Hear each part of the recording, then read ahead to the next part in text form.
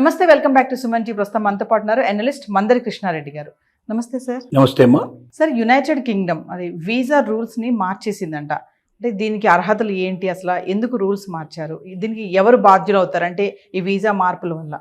Visa మార్చడం అంటే మామూలుగా బుక్ రూపంలో వచ్చేటువంటి వీసా, స్టిక్కర్ రూపంలో ఉండేటువంటి వీసానికి బదులుగా ఈ వీసాని, ఎలక్ట్రానిక్ వీసాని తీసుకొచ్చారు.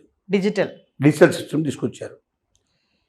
ఈ డిజిటల్ సిస్టంలో ఏమవుతుందంటే, ఇప్పటిదాకా మనకు ఉండే వీసా సిస్టమ్ ఎలా ఉంటుందంటే, యూకే వీసా 6 monthsకో 1 yearకో 5 yearsకో 3 yearsకో ఎంత కాలానికి ఇది ఇస్తారో దాని ఒక స్టిక్కర్ రూపంలో తీసి ఆ స్టిక్కర్ని మన పేజీలో అతుకు పెట్టేస్తారు.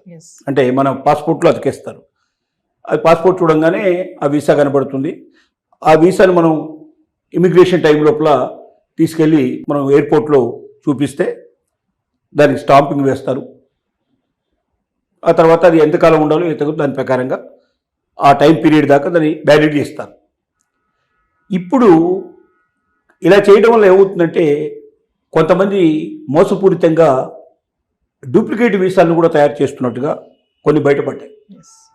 రెండోది చిరిగిపోవడం, పాడైపోవడం, నీళ్ళల్లో పడిపోవడం, ఇలా సందర్భాలు, లేదా కాలిపోవడం, ఇలాంటి చాలా సందర్భాలు జరుగుతున్నాయి. వీటన్నిటి నుంచి విముక్తి పొందేటట్టుగా డిజిటల్ వీసా అయితే ఈ ప్రాబ్లమ్స్ అన్నీ ఉండవు. లాగిన్ పాస్వర్డ్ ఒకటి తెలిస్తే మనం దాంట్లోకి ఎంటర్ అయిపోయి మన యొక్క వీసా విధానాన్ని మొత్తం కంప్లీట్గా చూసుకోవచ్చు దాంట్లో. అలాగే మన వివరాలని దాంట్లో పొందుపరచాల్సి వచ్చినప్పుడు కూడా, మనం ఏ యూనివర్సిటీలో చదువుకుంటున్న స్టూడెంట్ అయితే అక్కడ తనకి ఏ రకమైన వీసా దొరికింది, అకామిడేషన్ పరిస్థితి ఏంటి, ఇలాంటి వివరాలని కూడా కావాలంటే దాంట్లో పొందుపరిచే అవకాశాలు ఉంటాయి. ఒకటి, పాస్వర్డ్ జ్ఞాపకం పెట్టుకోవాలి. డిజిటల్ కాపీ ఎప్పుడు ఒకటి మన దగ్గర ఉంచుకోవాలి. ఇవి జాగ్రత్త పడాలి. ఈ పాస్వర్డ్ వేరే వాళ్ళకి చేరకుండా జాగ్రత్తలు తీసుకోవాలి.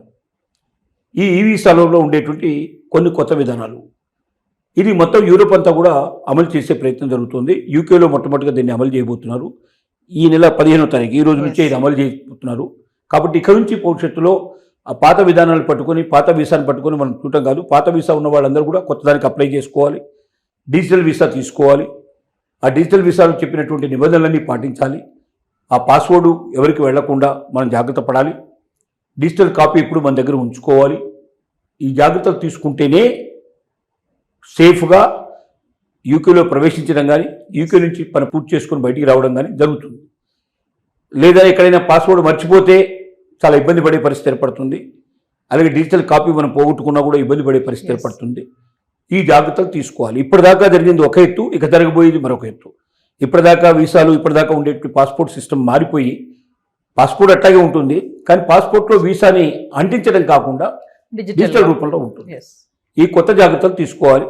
ఆ రకంగా స్టూడెంట్స్ అందరూ కూడా దానికి సిద్ధపడాలి. ఎందుకంటే ఎక్కువ స్టూడెంట్సే పోతుంటారు ఇక్కడ నుంచి. మామూలుగా వెళ్ళేటువంటి వాళ్ళు కూడా ఇది అందరికీ వర్తిస్తుంది. ఒక స్టూడెంట్స్కే కాకుండా ప్రతి ఒక్కరికి ఈ డిజిటల్ వీసా సిస్టమే ప్రాసెసింగ్ మొదలు పెడుతున్నారు. కాబట్టి చదువు రాని వాళ్ళు కూడా కొంతమంది ఉంటారు. వాళ్ళు ఇంకా జాగ్రత్త పడాల్సిన అవసరం ఉంది. మరి పిల్లలు కానీ వాళ్ళు కానీ వాళ్ళకి చాలా జాగ్రత్తగా ఇన్ఫర్మేషన్ అంతా ఇచ్చి ఎలా చేయాలని చెప్పాలి. అంటే ఈ చేంజెస్ అన్నీ కూడా స్టూడెంట్స్కి, అక్కడ జాబ్ చేసే వాళ్ళకి కానీ అందరికీ వర్తిస్తుంది. ఎవరికైనా అందరికీ వర్తిస్తుంది. స్టూడెంట్స్ కానీ ప్రత్యేకంగా కాదు, అందరికీ డిజిటల్ వీసా సిస్టమ్ తీసుకొస్తున్నారు. అంటే ఇంతకుముందు బుక్ రూపంలో ఉండి, స్టిక్కర్ రూపంలో ఉండి, వీసా అతికించి స్టాంప్ కొట్టే పద్ధతి కన్నా ఎంట్రీ చేసి ఆ ఎంట్రీ డీటెయిల్స్ అన్ని దాంట్లో పెడతారు. అంటే ఎన్నిసార్లు వచ్చారు, ఎన్నిసార్లు వెళ్ళారు, ఏం సంగతి. ఇప్పుడు ఇక ఎక్కువ పాస్పోర్ట్స్ వేస్ట్ చేసుకోవాల్సిన అవసరం ఉండదు. ఒక పాస్పోర్ట్ నిండగానే ఇంకో రెండో పాస్పోర్ట్, మూడో పాస్పోర్ట్ ఇట్లా తీసుకోవడం అనేది అలవాటు అవుతుంటుంది. ఎందుకంటే ఎక్కువ ఉండవు, పాస్పోర్ట్ లోపల పేజెస్ ఎక్కువ ఉండవు. కొన్నిసార్లు ఎక్కువసార్లు ట్రిప్లు వెళ్ళొచ్చినా, ఎక్కువసార్లు వీసా తీసుకున్నప్పుడల్లా స్టిక్కర్ అతికించి ఎక్కువ దేశాలు వెళితే తొందరగా అయిపోతుంది. మళ్ళీ ఇంకో దానికి అప్లై చేసి తీసుకొని మళ్ళీ దాని కొత్త వీసా తీసుకొని వీసా దానికి అతికించుకోవాల్సిన పరిస్థితి ఏర్పడుతుంది. ఇలా కాకుండా ఒకవేళ దాన్ని చిరిగిపోయినా, పాడైపోయినా, అది నిప్పులో పడ్డా, లేకపోతే నీళ్ళలో పడ్డా, ఇంకో రకంగా మనకు ఇప్పుడు పోగొట్టుకునే పరిస్థితి కూడా ఉండదు. వీసా పోయింది ఎలా అని చెప్పి వెతుక్కోవాల్సిన అవసరం లేదు. మనకు అన్ని డీటెయిల్స్ దాంట్లో డిజిటల్ రూపంలో ఉంటాయి. కాబట్టి పాస్పోర్ట్ జ్ఞాపకం ఉంటే దాన్ని ఓపెన్ చేసేసుకొని మనం దాన్ని చెప్పొచ్చు. మన దగ్గర డిజిటల్ కాపీ ఉంటే కూడా దాన్ని చూపించడానికి మనకు అవకాశాలు ఉన్నాయి. కొత్త తరంకి, దాని కొత్త విధానాలకి మనం అలవాటు పడాల్సిన అవసరం ఉన్నది. ఎందుకంటే సమాజం మారుతుంది, ప్రపంచం మారుతుంది, డిజిటల్ యుగం వచ్చేసింది. కాబట్టి ఇంకా పాత ఆలోచన కాకుండా కొత్త ఆలోచనలకి మారాల్సిన అవసరం ఉంది. ఎవరికైనా అది సరిగ్గా రాకపోతే నేర్చుకోవాలి, తరపిది పొందాలి.